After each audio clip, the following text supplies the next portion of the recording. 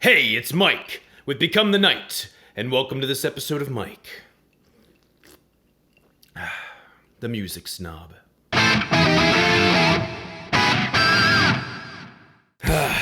It's been too long, my friend. Oh, it's good to see you too. Mike, you're so smug sometimes. What even gives you the authority to call yourself a music snob? My own authority. You're great. I know. Why should I care about anything you say? Well, for several reasons, but first and foremost would be my music knowledge. It's not easy being a music snob, protecting the world from dumbasses and money whores alike. But that's why I need your help. Go on. The first step in becoming a successful condescending music snob is educating yourself, particularly in music. But Mike, I don't know the first thing about music. Fear not! That is why I present you today with Music 101. There is a lot of stuff to learn today, so don't feel bad if you need to rewind it a few times just to make sure you got everything. Seriously, this isn't me trying to be condescending. This is really a lot of information. So please rewind it and make sure you understood everything. Here we go!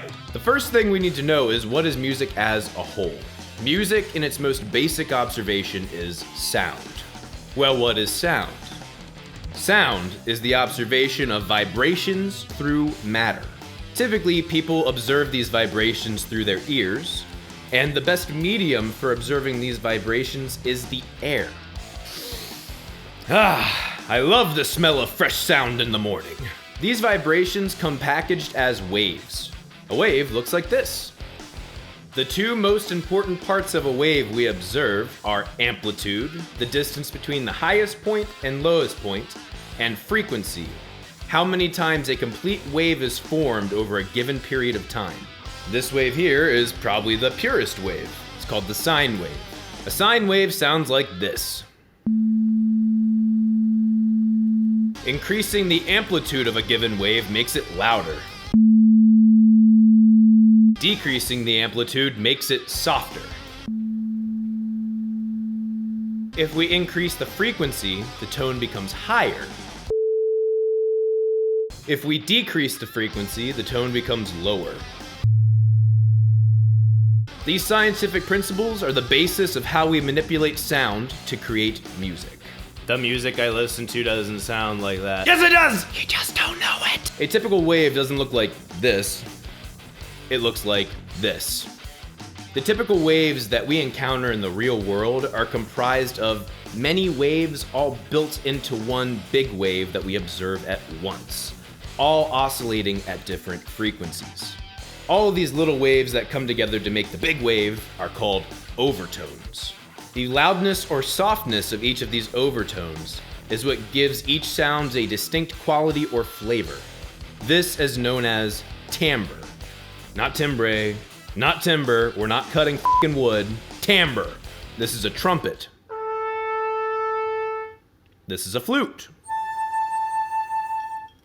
This is a guitar. This is a voice.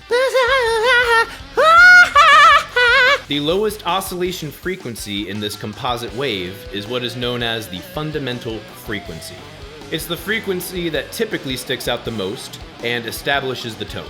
Brace yourselves, because we're about to enter the scary realm of music theory. In music, we call these fundamental frequencies pitch. Some dude in Europe or Asia, or who really cares, discovered something really peculiar. So I guess some guy discovered something very peculiar. Though all of the pitches are different, some of these pitches have the same color. Whoa, Mike, sound has color? I don't know what drugs you're on, but where do I get some? Just follow me here. This guy noticed that these two different tones could have the same color, but be at different pitches. Because of that, two different pitches that have the same color are called octaves.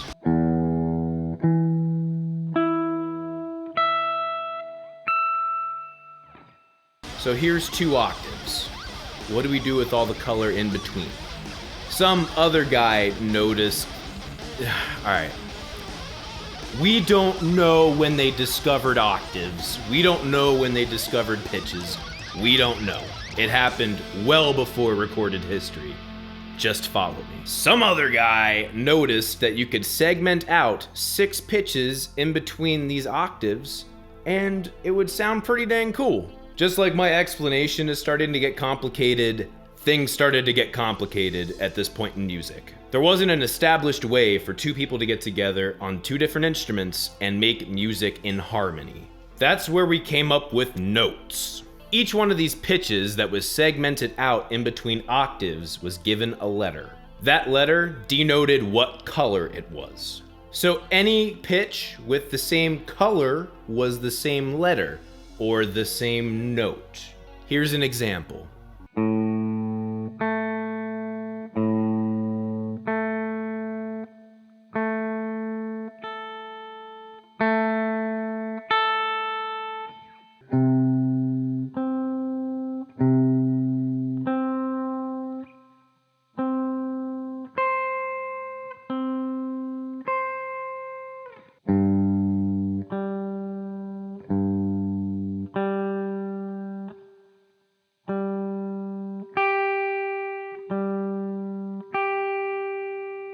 So collectively, with all of these notes in between, we have now a scale. A scale is a linear progression of a set of notes up until the beginning of the next octave. Example.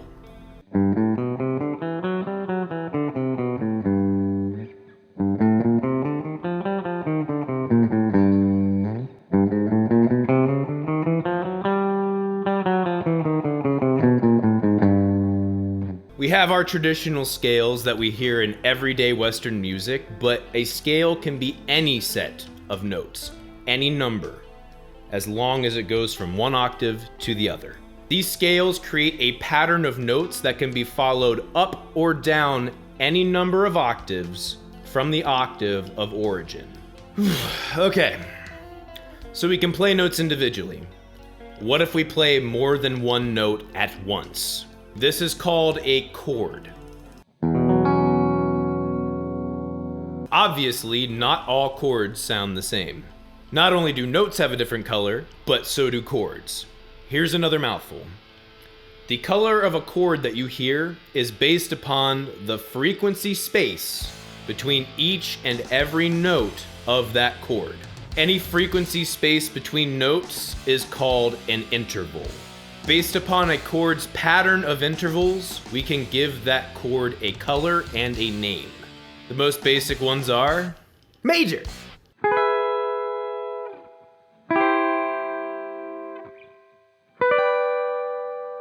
minor,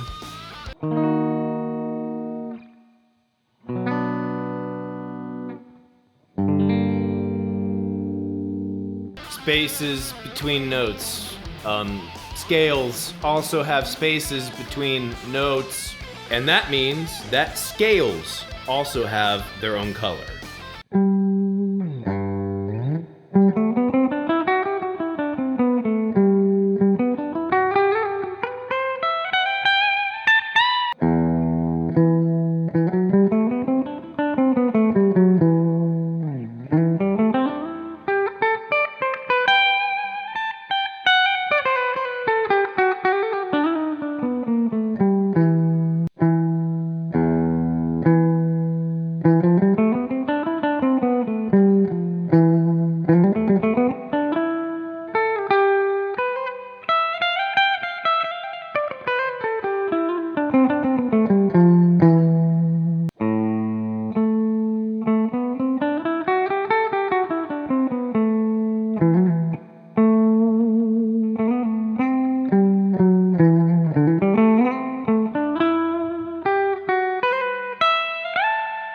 Notes, chords, and scales.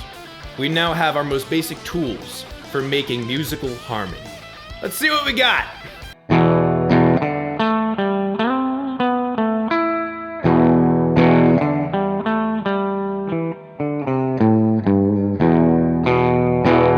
That's not quite right. That's because we're missing an important element of making music. That crucial element is called rhythm. Rhythm is the timing in which music is played or not played. The most typical timing, or time signature, that we find in music is called 4/4 time.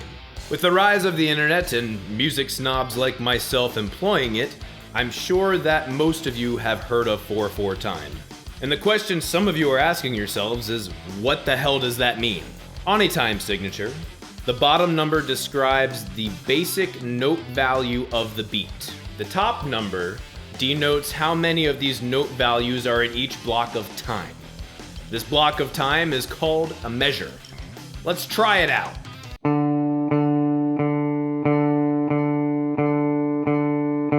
You're playing it too slow.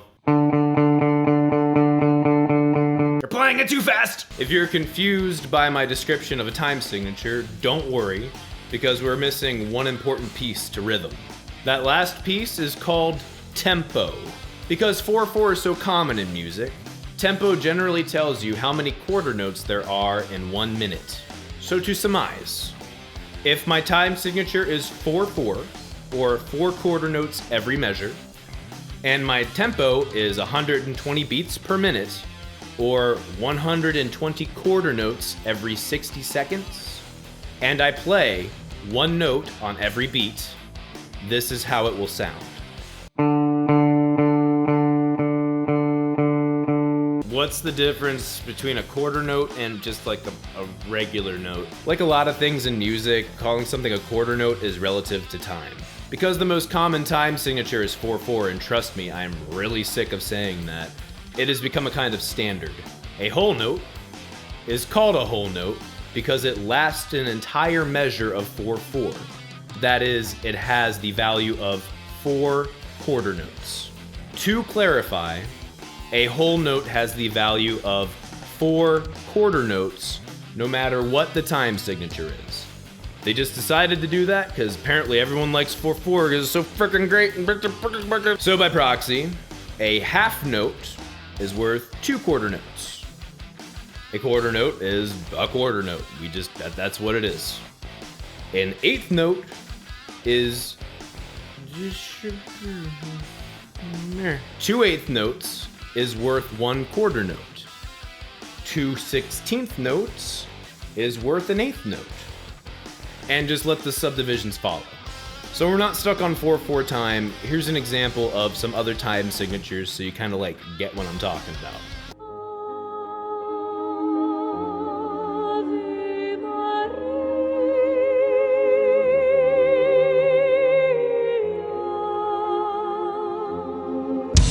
So close, no matter how far. Couldn't be much more from the heart. Forever trusting who we are.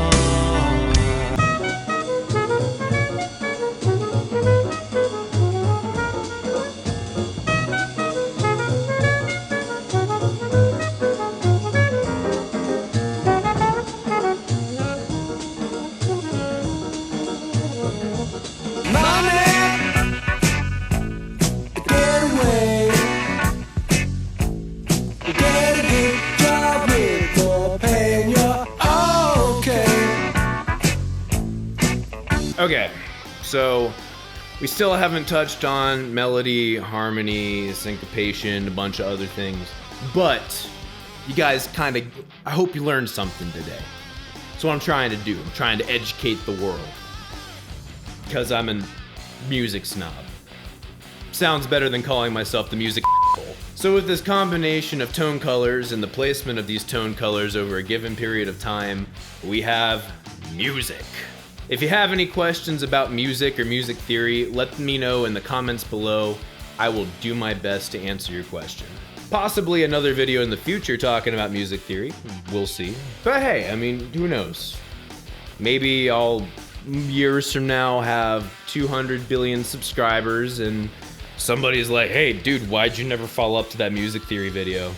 And then maybe I will when I'm like 500 pounds and my hair is down to my feet, and who knows. Either way, all snobbery aside, I sincerely, from the bottom of my heart, thank you for watching my videos.